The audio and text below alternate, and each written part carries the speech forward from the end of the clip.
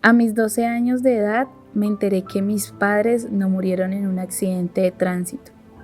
A los 14 conocí la verdadera historia a través de la confesión de Ramón Izaza, quien describió la forma despiadada de cómo sus hombres llevaron a cabo su asesinato. Soy Tatiana Moscoso y esta es mi historia. Tatiana, bienvenida a Cara o Biblia, mi podcast. Gracias, Olga Lucía. Bueno, Tatiana, eres abogada, ¿verdad? Así es, soy abogada, especialista en Derecho Administrativo y magíster en Derecho Societario y Comercial.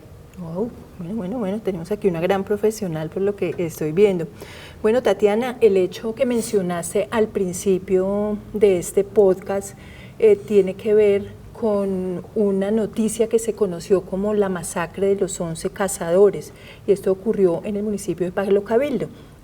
Palo Cabildo, donde tú naciste, es en el norte del Tolima. Esto ocurrió en enero de 2003. La noticia que se supo en ese momento es que estos cazadores salieron a la zona rural, a cazar animales, que días después, cuando regresaban, fueron interceptados por paramilitares del Magdalena Medio, los retuvieron, los transportaron hacia Armero, Guayabal, y allí los mataron. 2 semanas después hallaron las autoridades una fosa común con los cuerpos. Dentro de esas personas halladas había un cuerpo de una mujer que estaba embarazada y que había sido violada antes de ser asesinada, Tatiana, y esa mujer infortunadamente era tu mamá. Así es.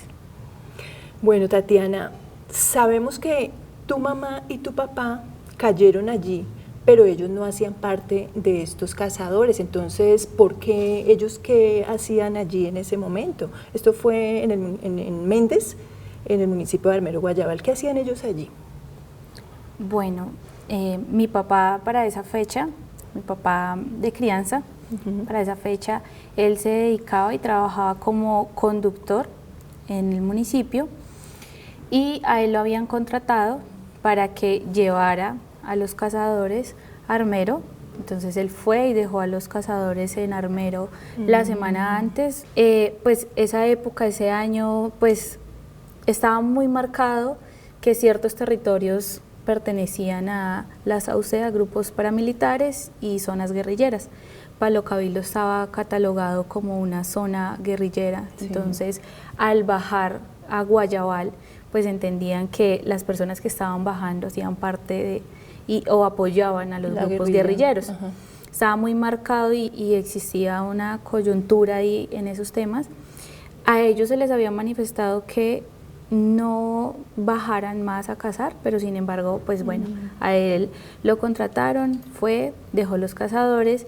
La semana siguiente que estuvieron ellos allá, él bajó nuevamente a recoger los cazadores, que pues en esa ocasión estaba pues mi mamá, que fue a acompañarlo. Sí. En esa época no, pues no era como algo que quería, pero se tomó la decisión. Estábamos nosotros. ¿Cómo hacemos nosotros que íbamos a acompañar al esposo a todos lados? Exacto. O queríamos ir a dar una vueltica y nos fuimos con él, algo así. Y a ellos los recogieron, ellos alcanzaron a salir, y cuando salieron en la vía principal los detuvieron las AUC, y fue cuando los transportaron hasta Méndez, donde ocurrieron los hechos. ¿Tú tenías cuántos años en la época? Tenía 3 años y medio para esa época. Ah, bueno, me contaste antes de hacer la entrevista que tú hubieras podido morir ahí, ibas en el carro con tu papá y con tu mamá, pero ¿qué pasó? ¿Por qué no llegaste allá? Sí, para esa época, bueno, y actualmente me mareaba mucho. Sí. Me mareaba mucho, entonces debido a que estaba muy mareada, me quedé en Guayabal con un tío que es como el mejor, o fue el mejor amigo de mi papá para esa época, porque no había podido pues continuar como con ello. Entonces pues me quedé antes de que ellos fueran y recogieran a los cazadores allá directamente. Bueno, como que gracias a Dios te ocurrió eso, porque seguramente, Tatiana, si hubieras llegado allá, a pesar de lo pequeña, es muy posible que hubieras caído allí porque los paramilitares no tenían cuidado ni siquiera con los niños. Entonces, Exacto. bueno, digamos que podemos darle gracias al Señor por eso. Tatiana, ¿cuántos años tenías? Para la época tenía 3 años y medio. Bueno, ¿tú tienes algún recuerdo de esos días de la desaparición de los cazadores, bueno, y de tus papás? ¿Algún revuelo en el pueblo? No sé, ¿sí te acuerdas o definitivamente no? Bueno, hay como unas imágenes que tengo presentes, pero son imágenes, digamos, del día de los hechos, como cuando estaba todo el tumulto de las personas en el parque principal. Pero sí tengo 2, 3 recuerdos con mis padres. ¿Cuáles? Uno de ellos, mis padres se casaron el 25 de diciembre del 2002. Recién ocurrieron los hechos. Exacto, en el 2003, ya en febrero, ellos fallecieron. Entonces, cuando nos pasamos a la casa en la que íbamos a vivir, tengo muy presente el recuerdo una mañana con mi papá sentada en las piernas, mi mamá estaba atrás, tengo presente como la vajilla, el carro de él que estaba frente a la casa parqueado en ese momento, los olores y demás. En muchos momentos me cuestioné, yo dije, ¿será que yo estoy tratando de crear recuerdos a través de las imágenes o fotografías que yo veía de ellos? Pero no, hay olores, sabores, situaciones que uno sabe que son reales. Que son reales. Exacto. Ok. Bueno, tú fuiste creciendo con tus abuelitos, me decías ahora como que no te habías percatado realmente de eso que había sucedido, pero ¿en qué momento sí te das cuenta ya como que, bueno, yo crezco con mis abuelos, ¿por qué no tengo a mis papás? ¿Cuándo te hicieron falta, digamos así? Bueno, yo creo que el momento que uno se empieza, probablemente durante muchos años yo les tuve que preguntar a ellos cuando estaba muy pequeña sobre mis papás o dónde estaban, pero yo creo que pues nunca hubo una plena conciencia de ello, y ya cuando cumplo 12 años es que me empiezo como a hacer las preguntas acerca de mis padres. Sí. Y es porque llego al colegio y en el colegio se empiezan a presentar diferentes situaciones donde hay compañeros, y específicamente un compañero que hace bullying. Pero espera un momento, Sí. te me adelantaste un poco. Tú les preguntas a tus abuelitos sobre tus papás, pero ya ellos te dicen que ellos murieron. Ok, sí, en esa época yo les pregunto, más o menos cuando tenía 12 años, sobre mis padres, Sí. y ellos lo que, digamos, en ese momento, pues para ellos me imagino que fue una situación incómoda, porque poder explicarle a un niño Sí. de 12 años, tus papás murieron a través de la violencia, no es sencillo. Sí. Entonces a mí la respuesta fue que ellos habían fallecido en un accidente de auto, ¿sí? Y como que eso fue siempre lo que estuvo en mi mente. Y o sea, como que ellos te quisieron proteger. Exacto, ellos siempre trataron, incluso hubo momentos en como que ellos tratando de evadir de pronto la respuesta que Sí. es eso, pues en aras de cuidar los sentimientos y demás, pues ellos decían como están de viaje y pronto van a volver, ¿sí? Sí. Pronto van a volver, pero pues bueno. Lo que tú me decías, y es que, bueno, entre cielo y tierra nunca hay nada oculto, y tú te empiezas a enterar, no por ellos, sino ya por otro lado, en el colegio, de la verdadera causa de la muerte de ellos. ¿Cómo es esta historia en el colegio? Como te mencioné ahorita, cuando llegué al colegio, a uno de mis colegios, un compañero mío, él era sobrino de un paramilitar. Sí. Él ¿Cuándo tienes el nombre de él, de tu compañero? Sí, pero bueno, prefiero no darlo. Él empezó a hacerme bullying. A mí me hacían bullying en el colegio. ¿Bullying? ¿Bullying por qué? ¿Por la muerte de tus papás? Sí, o sea, digamos como que la gente se burlaba y me decía que yo era huérfana, que yo no tenía papás. todo este tipo de situaciones. En ese momento, este compañero, él empieza como a decirme que mis papás habían muerto de una manera muy trágica, que si yo no sabía la historia, Sí. que yo simplemente era una huérfana más.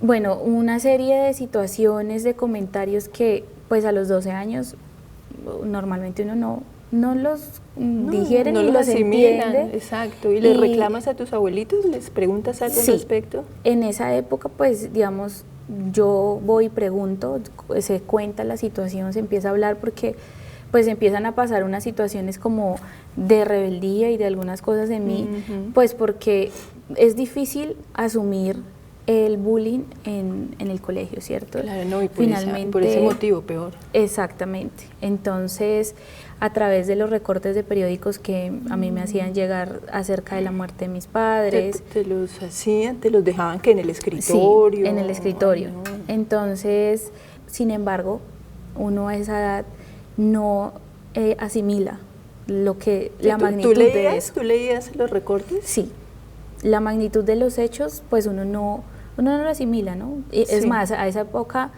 probablemente ni entendía qué era el conflicto armado, Exactamente, ¿sí? claro. Qué significaba la violencia o qué habían sido esos hechos. Bueno, ¿qué haces para remediar ese bullying? ¿Te ayudan en el colegio, los profesores? ¿O qué medidas toman ustedes? Ya tenías 14 años, ¿no?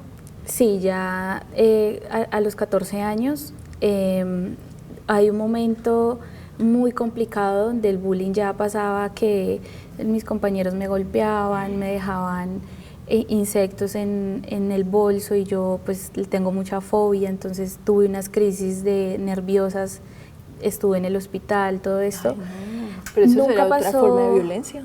Sí, nunca pasó nada directamente como con el colegio.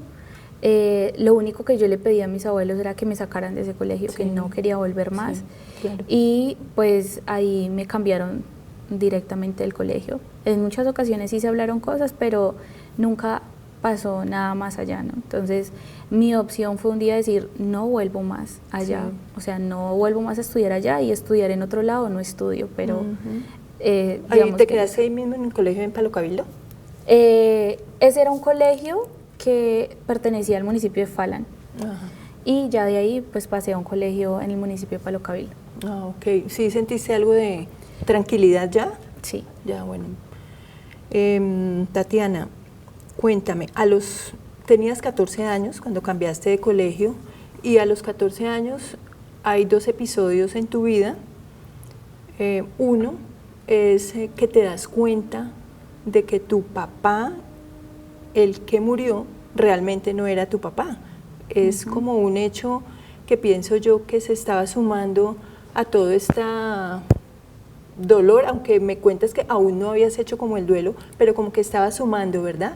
¿Cómo es la historia de tu papá? ¿Cómo es? Y eso, ¿tú cómo lo interpretas? ¿O qué impresión te da? Bueno, pues efectivamente a los 14 años me doy cuenta que pues mi papá de crianza, quien Sí. pues había fallecido, la persona que yo pues anhelaba tener y que había pues fallecido en estos hechos, no era mi papá, que mi papá estaba vivo, que tenía hermanos, que todo esto. Para mí eso fue un choque muy fuerte porque en ese momento mi sentimiento fue de enojo porque me sentía engañada. Claro, un Es engaño decir, más. Exacto. Entonces a los 14 años yo decía, no, pues mi vida ha sido una vida como de engaños, ¿sí? A pesar de que a mí, afortunadamente, y yo digo eso, yo he sido muy bendecida con todas las personas que han estado en mi vida, Sí. porque la familia mía ha sido una red de apoyo inmenso y probablemente sus acciones siempre fueron en protección, ¿cierto? Pero pues en ese momento yo no lo concibía así. Claro. Y yo me sentía engañada.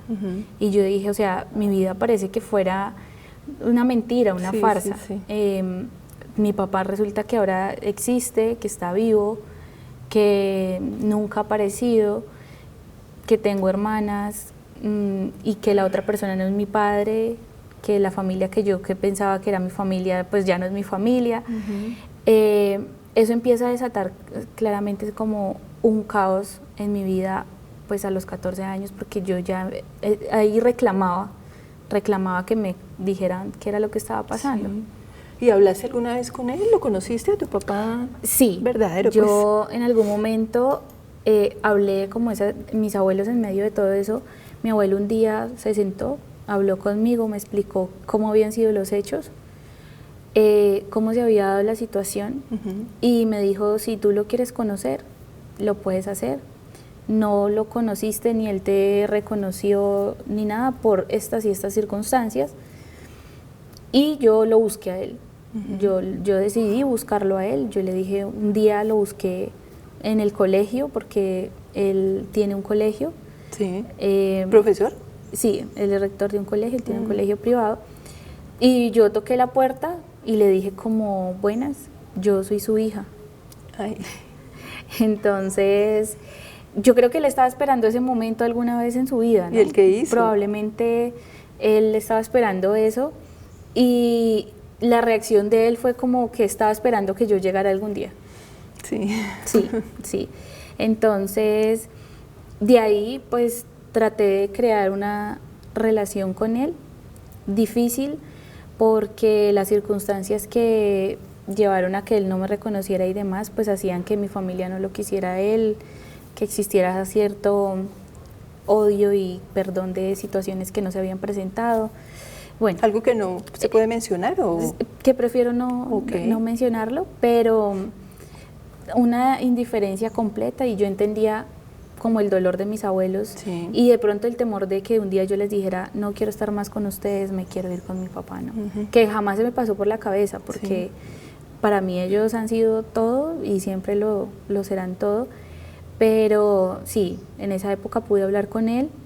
Pero sí se logró tener algún acercamiento con él. Exacto. Bueno, ¿de pronto eso te ayudó un poco con lo que estabas viviendo? Sí. Como que te alivió un poco. Yo creo que actualmente yo sostengo la teoría de que poder dialogar las cosas, poder hablar las cosas, es un proceso de sanación. ¿Sí? A veces guardarse los sentimientos o guardarse lo que uno quiere saber o lo que uno quiere preguntar es más dañino que salir, comunicarlo, preguntarlo, hablarlo. Entonces creo que en ese momento eso ayudó a que de pronto esa carga que yo traía, esas dudas que tenía, pues sí, se disiparan un poco. Okay. Bueno, la segunda situación tiene que ver con lo siguiente. En el año 2016, en el marco del acuerdo de paz entre las FARC y el gobierno colombiano, se creó una figura que se conoció como la Jurisdicción Especial para la Paz, la JEP.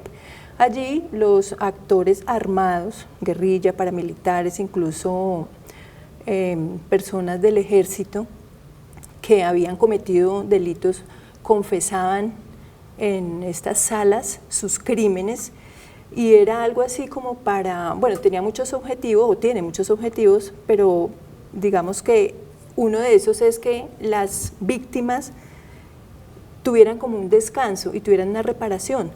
Tú estuviste en una sala de estas para conocer la verdad acerca de tus papás. Te encontraste de frente con Omar Izaza, de las autodefensas del Magdalena Medio, conocido también como alias El Gurre. ¿Cómo fue ese encuentro con él, ese día con él? ¿Qué recuerdas y lo que te dijo? Bueno, el proceso de desmovilización de los paramilitares fue antes del 2016. Ellos, digamos que en todo este tema de controversia, ya más o menos en el 2008, entregan armas y empiezan a hacer todos los temas de reparación, que todavía no se había creado la unidad para las víctimas, todavía no existía esta entidad. Sí. Y desde ese entonces se empiezan a crear estas salas que tú mencionas, que ya se establecen bien en el 2016. Sí. Pero en ese proceso del 2008 al 2016 se empiezan a dar diferentes circunstancias por parte del Estado para reparar a las víctimas. Entonces, unas de ellas eran que las familias recibieran cartas de los perpetradores, donde pedían perdón por sus delitos que supuestamente ellos hacían en la cárcel, Sí. Acompañamiento psicológico a las familias, mesas, reuniones y demás. Dentro de esta situación, en el 2015-2014 se empiezan a hacer pues todas esas salas de la verdad, y es un escenario donde citan a todas las familias que han sido víctimas del conflicto armado, es decir, no citan familia por familia, no, sino citan en una sala muy grande Sí. a todas las familias. Ajá. Y los perpetradores de los hechos, como en la parte de adelante, es como un tribunal. Sí, sí. Uno lo imagina y es como un tribunal. Ujú. Es una imagen desgarradora. ¿Por Si qué? uno lo mira hoy en día, es una imagen muy desgarradora porque es ver cientos de familias destrozadas, gritando, llorando, el odio en su furor máximo. En su furor máximo, yo creo que en ese momento los sentimientos que más predominan es la tristeza y el odio. Y el odio porque imagínate tener cientos de personas acumuladas en una sala con las personas que asesinaron a sus seres queridos, claro. y que esas personas que asesinaron a sus seres queridos estén diciendo el caso 490, por ejemplo, porque no es con nombres ni nada, siquiera sino con es el con nombre, números. Sí, exacto. Sí, yo me acuerdo que los asesinamos así y así. ¿Sí? Sí. Es una situación en ese momento muy dolorosa y desgarradora. ¿Sí? Y en tu caso, digamos, cuando dijo él el número de tu caso, ¿qué pasó ahí contigo? ¿Qué dijo él? Bueno, en ese momento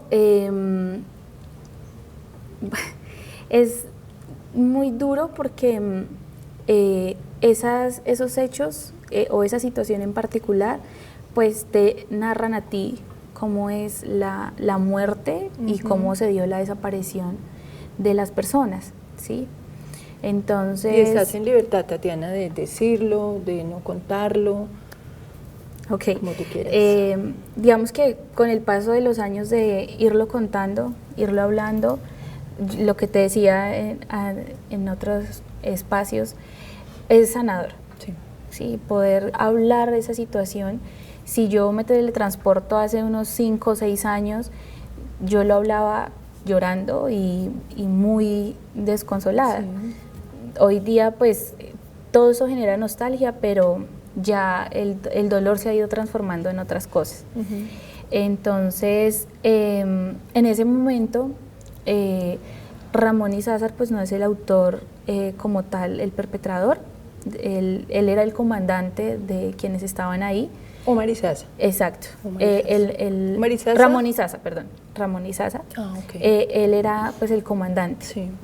Entonces, él lo que manifiesta es, lo único que dicen es, perdón, yo no di esa orden y fue una confusión. Entonces, los perpetradores, que fueron ya otros, Sí. Empiezan a narrar los hechos, ¿no? Yo quiero, pues ahí de pronto hacer un paréntesis en eso. Esas situaciones, afortunadamente, todas esas salas de verdad y demás, gracias a Dios se acabaron. Sí. Porque eso es una forma de alimentar el odio en la sociedad y de que la gente allá no salga con tranquilidad, Uh-huh. sino que la gente salga realmente queriendo buscar venganza y pues sin nada de tranquilidad. En ese momento entonces ellos empiezan a contar como los hechos, hablan específicamente de los cazadores que pues ellos pensaron que eran guerrilleros porque Uh-huh. venían del municipio de Palo Cabildo, y ellos ahí empiezan a narrar como los hechos de cada uno. Uh-huh. Entonces, específicamente pues en el caso concreto de mi mamá y de mi papá, esa narración de esos hechos a mí me marcó durante muchos años porque fue tener en mi memoria, como cuando tú lees un libro y te están contando cómo era Francia en el siglo XVIII y te imaginas a Francia en el siglo XVIII. Claro. Asimismo, O sea, tú decías que habían hecho una descripción despiadada de cómo habían asesinado a tus papás y tu mamá que estaba en embarazo. Exacto, entonces ellos ahí describen cada situación, ¿no? Como los hombres que estaban ahí, que eran 10 hombres, habían abusado sexualmente de mi mamá, cómo la habían torturado, porque finalmente los métodos que utilizaban las AUCs eran la tortura, ¿no? Infringir dolor hasta donde ya no más. Sí. Y como escuchar que a mi mamá o sea, lo último que hizo en su vida fue que hombres la agredieran sexualmente, ella estando embarazada. Ay, sí. Y que de pronto lo estaban también torturando a él mientras ella lo veía. Ellos relatar cómo a las otras personas los empalaban, los picaban y todo esto, pues sí, te hace hacerte una película. Tú empiezas a armar todas las piezas. Y como que a partir de eso llegas a tu casa y empiezas a imaginarte todo lo que te contaron. Exactamente. Y de ahí, pues, digamos que muchos años yo duré teniendo sueños acerca de eso, ¿no? Del dolor que probablemente mi mamá había sentido al morir y cómo había muerto, porque pues uno dice, cualquier hecho de violencia es desgarrador, terrible. Ahora vivirlo de esa forma, donde es uno torturado, abusado, está uno embarazado, ve cómo torturan a su pareja frente a usted y fuera de eso a otros conocidos. ¿Sí? Ay, claro. Porque pues finalmente todos ellos eran amigos, eran conocidos. Pues eso genera un choque bastante fuerte en ese momento, difícil de digerir. Y lo que yo te digo, en ese momento no hay una plena conciencia de lo que es la violencia. Sí. Es decir, si yo me teletransporto a ese momento, yo digo, recuerdo una sala, muchas personas gritando, llorando, personas diciendo no perdonamos, deseamos que se mueran, eufóricos como por ir a asesinar a las personas que están allá y otras personas allá tranquilas, hablando y narrando situaciones sin el más mínimo... Esperando beneficios. Exacto, sin el más mínimo remordimiento. Aunque pidieran perdón, pero sí, no. Exacto, es decir, aunque ellos pidieran perdón, para ellos las víctimas siempre fueron un número más y una muerte más, ¿sí? Entonces, escuchar... O sea, fue ahí, como me decías antes, que como que no habías llegado a esa conciencia de lo que realmente había sucedido, pero ya escuchando esto, ¿empiezas ahí sí ya a hacer como un duelo? ¿O ya es cuando entras a la universidad? Ok, yo creo que en ese momento no hago un duelo. Yo trato de como mentalizarme en que pues hay muchas personas que también pierden la familia, ver otras familias, uno al ver el sufrimiento de otros uno dice pues no soy la única que estoy sufriendo. Como ¿sí? que te consuelas con eso. Exacto, entonces como que yo me guardo todo eso y decido como continuar, no expresar ninguna situación, tratar de ser fuerte, ¿sí?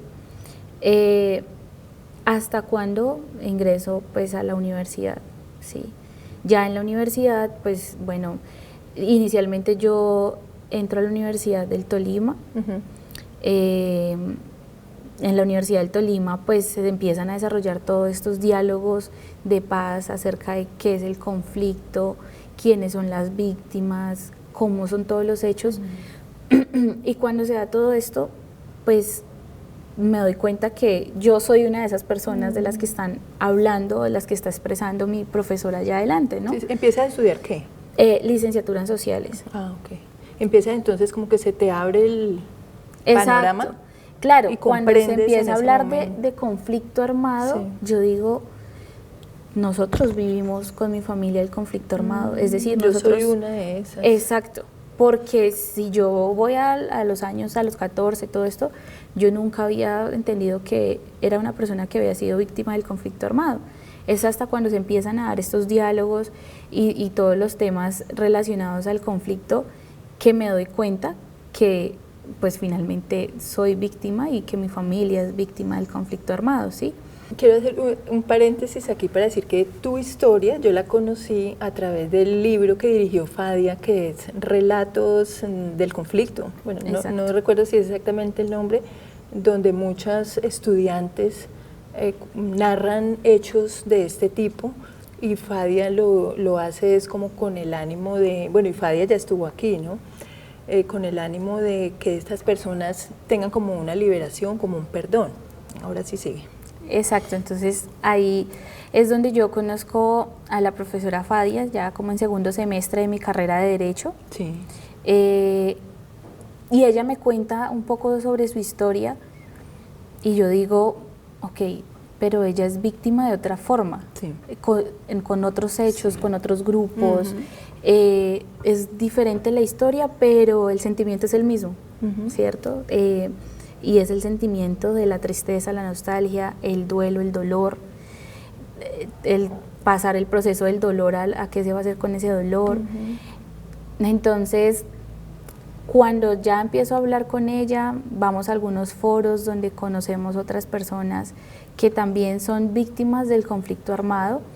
Creo que te comenté un poco sobre eso. Hubo un foro donde estuvo presentes exguerrilleros, exparamilitares, víctimas del conflicto armado, víctimas de la guerrilla, víctimas de la SAUCE, y escuché el relato de un chico de 15 años, Sí, durísimo. Que él perteneció a la SAUCE porque él estuvo en las casas de pique en Buenaventura, y él decía que en su historia, ¿no? Él lo obligaron a matar y a picar a su familia completa. Y así era como, digamos, a ellos los entrenaban. Y él decía... Entonces era la prueba para ver si podían pertenecer al grupo. Si yo qué horror. realicé algo así con mi familia, ¿por qué sentiría dolor hacerlo a otra persona? Y ahí yo dije, es decir, incluso el mismo perpetrador también es víctima, porque él no tuvo la elección, a él lo obligaron. Es indiscutible que también hay gente que lo hizo por ambición, por corrupción, sí, por otras cosas. Pero muchas personas que estaban en esos grupos habían sido lastimadas anteriormente. Exactamente. Y hallaban en estos grupos y en su actuar como una venganza, como un descanso para sus almas, vengándose y haciendo lo mismo con otras personas. Sí. Tatiana, todas las personas tenemos un momento en la vida, un momento decisivo, y por eso pues mi podcast es Cara o Biblia, Cara o Biblia. Entonces yo me quedo en el lugar donde estoy, sufriendo, odiando, teniendo tantos sentimientos que afectan incluso mi mente, mi salud, o decido darle un giro a esa situación y cambiar mi vida, no sé, perdonar, olvidar, no sé de qué forma. Tú tuviste ese momento, ¿cuál fue? ¿En qué momento fue que lo decidiste? Sí, eso es, bueno, hay un momento en mi vida en la universidad cuando pasa todo esto, se dan todos estos escenarios, que yo entiendo realmente lo que empieza a ser el duelo. Que yo ya empiezo a expresar a través de llorar, ver una fotografía de mi mamá y de mi papá y entender que la violencia que ellos vivieron fue terrible, fue desgarradora, que yo sí tenía derecho a sentirme mal por esa situación. Ahí empieza mi duelo. Realmente nunca había hecho un duelo hasta cuando fui más consciente de lo que había sido la violencia. Cuando empiezo eso, más o menos en sexto semestre, yo vivía en esa época con una de mis tías que es como una madre para mí. o sea, caigo como en una depresión completa. Me apoyé mucho como en psicólogos, Sí. pero en una depresión de que yo sentía como tanta ira, tanta rabia, como ese dolor que se había guardado tantos años, estaba empezando como a florecer, ¿no? Sí. A darse. Hubo un momento decisivo en esa situación en el que yo decía como, o sea, tengo tanta ira, tengo tanta rabia porque no estoy con mi familia. Podría estar en la universidad, pero en la casa de mi familia y no con mi tía. Sí, O sea, no te sentías dentro de una familia. Exacto, y creo que, bueno, acá hago un paréntesis, uno lo desplazan de la familia, ¿sí? Es decir, yo crecí afortunadamente con mis abuelos, me dieron todo lo que más pudieron, o sea, pero yo nunca me sentí en un núcleo familiar, ¿sí? Para mí el núcleo familiar de ellos, ¿quiénes eran? Mis tíos, porque eran sus hijos y mis tíos con sus hijos. Para mí siempre, y yo sentía esa plena tranquilidad, y yo cuando estaba en Palo Cabildo, viviendo en ese entonces, siempre era al cementerio, ¿sí? Yo iba al cementerio y yo me quedaba horas sentada en la tumba de mi mamá y de mi papá, porque ahí era donde yo sentía mi hogar, o sea, realmente mi núcleo familiar. ¿Te sentías cerca de ellos? Exactamente, yo sentía como que ese era mi hogar. Yo decía como, estar en la tumba de mis papás es realmente mi hogar. Entonces, todo esto se mezcla, empieza uno pues tan adolescente también, 19, 20 años, como a retraer todo esto, las emociones, a preguntarse por qué nunca me dijeron la verdad, por qué nunca pasó esto, por qué mi papá es un papá y está por allá y no acá, todo. Por convicción escogí mi carrera para poder ayudar o contribuir algo en la sociedad, desde la parte social del derecho, un concepto muy iusnaturalista y poco positivista, como diría un profesor mío de la universidad, pero todo eso se pierde hasta el punto en que empiezo como a autoflagelarme y digo un día como, o sea, yo no quiero vivir más, sí, yo no quiero vivir más, o sea, como que no puedo con todo esto, o sea, no puedo. Y ahí es el punto, yo creo, decisivo en el que no es el psicólogo, no es la familia, sino es como la ayuda de Dios, como algo que te habla Dios. Porque ahí yo pensé y yo dije, o sea, yo siempre en este momento he estado inmersa en preguntándome por qué a mí, por qué a mí, por qué a mí, y no salgo del por qué a mí, de sentirme con todo esto y no pensar más bien para qué, o sea, cuál es la razón o el motivo de esto, ¿sí? Es decir, tengo las dos opciones, o me sigo hundiendo y tomo la decisión o la salida de acabar con el dolor, o sencillamente mirar la forma de empezar no a descubrirme, sino a construirme, porque ese fue un concepto que hoy día lo manejo, pero en ese momento lo dije. Uno trata la mayoría de su vida de estar descubriendo quién es, cuando uno realmente ya sabe quién es. Uno tiene que construirse, ¿sí? Porque yo sé que yo soy Tatiana, que tengo esto, lo demás, pero ¿qué voy a hacer con eso? Tienes que construirte con eso que tienes. Con lo que hay. Con lo que hay. Entonces, bueno, ahí hubo algo, que es ese algo que la mayoría de la gente no puede explicar, ¿no? Es ese algo que la gente no puede explicar. Y yo tomé la decisión y yo dije, yo tengo que hacer algo con esto, pero yo siento y sé que soy más que esto, ¿sí? Como que hallaste tu valor, me Exacto. decías que te aferraste a Dios. Yo me aferré mucho a Dios, demasiado, y como que empecé a orar, tenía como las bases de la iglesia, de estar con personas muy cercanas a Dios, que todo eso le ayuda a uno, ¿sí? Y poder tener una oración que conecte realmente con Dios es algo inexplicable. Y todavía lo digo, hoy día a mí me pasan situaciones, porque uno normalmente hace la oración diaria, ¿cierto? Sí. La oración diaria, pero en esas oraciones en las que tú logras conectar con Dios y que tú le pides respuestas y ayuda y Él te las manda, ahí tú dices, hay algo sobrenatural. Sí, algo lindo Hay que algo le pasa a uno, sobrenatural. sí. Y en ese momento fue así, en ese momento fue así. ¿Tú pudiste de pronto sentir a Dios como tu padre, como ese padre que te había hecho falta? Pues hay un pasaje de la Biblia que dice, aunque tu padre y tu madre te dejaren con todo, Dios te recogerá. No sé si has llegado a sentirlo como ese padre. Sí, claro. Y esa frase, incluso un profesor del colegio, que él es cristiano, y un profesor que me ayudó mucho, él un día me lo dijo. Él me decía, tú vas a alcanzar todos los sueños que tú tienes, tú los vas a alcanzar, y me citó ese pasaje que tú estás mencionando, y él me decía, porque a pesar de lo que usted ha vivido, usted ha tenido la fuerza para seguir adelante y no coger otro camino. Claro. Porque a veces las personas se excusan en las situaciones que viven para no hacer las cosas. Es decir, yo habría podido haber dicho, me rebelé con mi familia, como ellos no fueron sinceros conmigo, pues yo elijo esto, elijo otro camino. Exacto. Y no voy a hacer nada con mi vida, ¿sí? Sí. Entonces, pues no. Y les hubieras echado la culpa a ellos de no haber hecho nada en tu vida.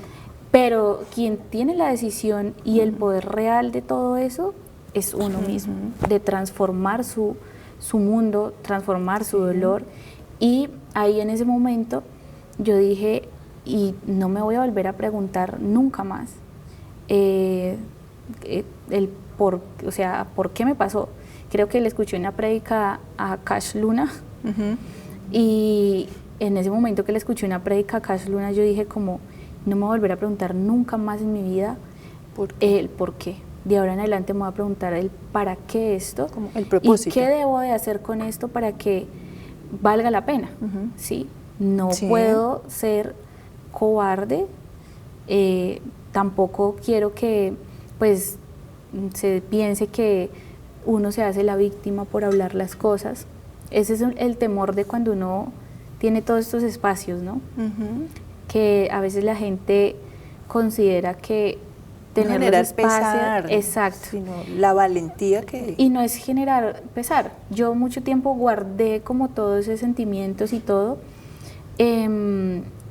por eso, por ese temor. Y yo un día, cuando yo escuché la historia del chico que te digo, de las casas de pique, esa historia a mí me dio valor en su momento, porque yo dije, o sea, si él está acá y él puede, yo también. Y que seguramente la tuya le va a dar valor a otras personas. Y cuando yo le compartí mi historia a otras personas y ellos decían como, te admiro, o sea, quisiera ser fuerte y voy a tratar de ser fuerte, yo dije, es una cadena, o sea, a mí me lo transmitió otra persona que también sintió el dolor y yo se lo pude transmitir a otra persona que también, ¿sí? Porque a veces nosotros estamos en un círculo que creemos que hay otros que no están pasando el dolor ni nada. Que somos los únicos. Exacto. Todo el mundo está inmerso en dolores, en odio, y el odio es una enfermedad muy grande. El odio es una enfermedad muy grande, no lo deja avanzar a uno, no lo deja avanzar, y se le va comiendo como el alma. Sí, yo lo digo porque pues finalmente hoy día yo puedo decir, en mi familia hay personas que no han perdonado esos hechos, que recuerdan eso y les duele y les lastima. No han hecho y no quieren hacer todavía el proceso, ¿sí? Entonces, es como uno coger todo eso, hacer una bolita y transformarlo y empezar a hacer un muñequito con eso. Qué bonito. Sí, es literal como la situación de eso, dejar de estar descubriendo cosas, porque no hay que descubrir nada. O sea, Dios ya nos envió con muchas cosas. Entonces, ahí está el punto de construirse en qué quiero ser, No tengo que descubrir qué voy a hacer, no, sino construirme qué voy a hacer. Entonces, pues yo a lo largo de contar mi historia, hablarlo con las demás personas, escribir, ¿sí? Yo sentí que pude sanar, que el dolor ya se transformó en otras cosas. La nostalgia siempre está. Claro. La nostalgia siempre está porque si tú me preguntas, yo digo, claro, yo anhelaría poder tener a mis padres. Y el dolor mío es un dolor diferente, por ejemplo, el de mi familia, porque el anhelo mío era que poder disfrutar de una familia. Saber que era tener una mamá, un papá, hermanos, todo esto. Y el dolor de ellos era el dolor de la pérdida de un ser querido que tuvieron muchos años. Claro. Entonces, son dolores y situaciones diferentes. Pero finalmente yo dije, voy a hacer algo diferente con eso. O sea, algo diferente. Y ahí empecé como el camino. Yo dije como como cuando tienes plastilina, haces la bolita y lo empiezas a amasar y todo el tema y nace un muñequito, que no es de un momento a otro. Eso es un proceso. Puede tomar años. Eso lleva mucho tiempo. Yo me imagino que tú estás todavía en el... O sea, ya has logrado bastante, pero ese proceso supongo que se está terminando. Tú lo estás terminando. Y uno tiene que decidir terminarlo. Porque uno no puede vivir en la excusa de, sí, lo voy a terminar algún día. No. Sino ya. Porque finalmente uno vive la vida como pensando que algún día tú vas a hacer un lienzo con tu vida. Y la vida siempre es una bitácora. Y cuando llega al final de tu vida, ¿cuándo vas a hacer el lienzo? No, tu vida siempre va a ser la bitácora. Entonces uno también tiene que ponerse unos límites a ciertas cosas y uno es el encargado de decidir qué tanto tiempo quiere cargar con eso. Sí. Porque si uno tiene la decisión, cuando está en el vacío, en el pensar, ay, es mejor morirme que seguir con este dolor tan grande, esta desesperación, este desconsuelo, y si uno tiene el valor y la decisión de en ese momento decir, no, yo voy a hacer algo diferente, también con lo demás. Que no es fácil, no lo es. Pero finalmente sí se puede. Y lo que yo te decía hace un rato, si yo me voy hace 6 años, yo contaba lo de mi mamá y lo de mi papá llorando. Y me generaba mucho dolor, mucha tristeza. Y yo hoy lo cuento y hay personas que me dicen, ¿cómo lo hablas tan tranquila? Sí. Sí, con tanta tranquilidad, o sea, pareciera que ni sintieras. No, es que ya sentí. Y sentí porque mucho. Has crecido espiritualmente. Exacto. Me he tratado de fortalecer. En lo mismo, claro. Me he tratado de fortalecer en todos esos ámbitos. Y también eso es uno de los motivos de uno amarse a uno mismo, ¿no? Fortalecerse espiritualmente para eso, ¿sí? Y probablemente mi mamá, mi papá y mi hermano, porque pues mi mamá estaba embarazada y tendría un hermano o hermana, pues qué querrían de mí, ¿no? ¿Qué estarían viendo de mí o qué pensarían de mí si hubiese tomado el camino diferente? ¿Sí? Claro. Dejarme derrotada y ahí, sin una esperanza. Entonces, pues sí, es un proceso. Nosotros los seres humanos no estamos dispuestos a aceptar procesos, ¿no? Ah, sí, queremos todo ya. Sí, y no queremos solamente todo ya, sino cuando empezamos y decimos, como cuando tienes una relación amorosa, el proceso de separarte de la persona. Es más fácil decirle que vuelvan que aceptar que tienes que vivir el proceso de pasar lo que llaman la tusa, ¿sí? Sí. Lo mismo, nosotros, los seres humanos, no somos de procesos, no queremos eso, pero es necesario y los procesos son los que nos llevan a evaluar el después y decir, o sea, fue doloroso, fue retador, pero se logró. Entonces, después compartir esas cosas y esas situaciones con otras personas es muy bonito, claro. es muy, muy bueno y muy agradable y finalmente ese proceso, el perdón ni siquiera es para el otro.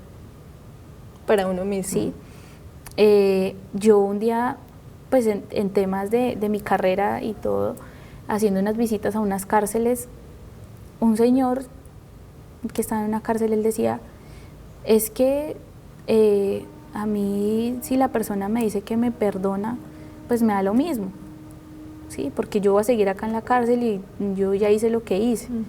Finalmente el perdón es para uno. Y eso suena muy cliché, pero los clichés dejan de ser cliché cuando tú lo estás viviendo. Claro. ¿Sí? Eso de que cuando la gente dice, no, es que, ¿por qué decir eso? Es que todo el mundo lo dice. No.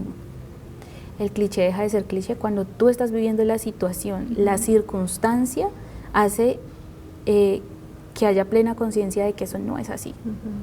Entonces, el perdón es para uno, no es para nadie más. Y la gente a veces se mentaliza que, no, es que yo ¿por qué lo voy a perdonar y le voy a dar tranquilidad a él? Probablemente si yo voy y le digo hoy día a Ramón Izaza que lo perdono, se podría reír hasta en mi cara, ¿sí? Porque a ellos no les interesa eso, no están interesados en eso. El real perdón es para uno, con uno mismo, con ese dolor interno de uno mismo. Sí, Tatiana, bueno, pues increíble tu historia, impresionante esa forma como lograste salir adelante. Pues yo también te admiro esa valentía que has tenido de salir adelante, de perdonar, de transformar tu vida, de cambiar, porque finalmente pues el cambio, como tú lo dices, el perdón, el cambio es para tu bien, para el de tu familia y para las personas incluso que te están escuchando en este momento, que de pronto estén en ese pozo de la desesperación, que no hayan podido salir de ahí porque creen que no es posible. Entonces yo te quiero regalar para cerrar ya un pasaje bíblico que es el del Salmo 139, que dice: Dios mío, tú fuiste quien me formó en el vientre de mi madre, tú fuiste quien formó cada parte de mi cuerpo. Entonces seguramente que el Señor te formó porque tiene un propósito grande para ti. Entonces, Tatiana, pues gracias de nuevo por tu valentía, por venir a contar esta parte tan importante de tu vida. Y bueno, a las personas que nos están viendo, que escucharon la historia de Tatiana, pues pedirles que nos escriban si tienen algún caso similar, si quieren comentar acerca del caso de Tatiana, qué opinan de ello. Y bueno, yo los espero en el próximo episodio de Cara o Biblia, mi podcast, con otra historia, ojalá igual de interesante a la de Tatiana. Síganos en las redes sociales. Yo soy Olga Lucía Garzón Roa, y esto es Cara o Biblia. Chao. Soy Olga Lucía Garzón Roa y esto es Cara o Biblia, mi podcast. Cara o Biblia, mi podcast.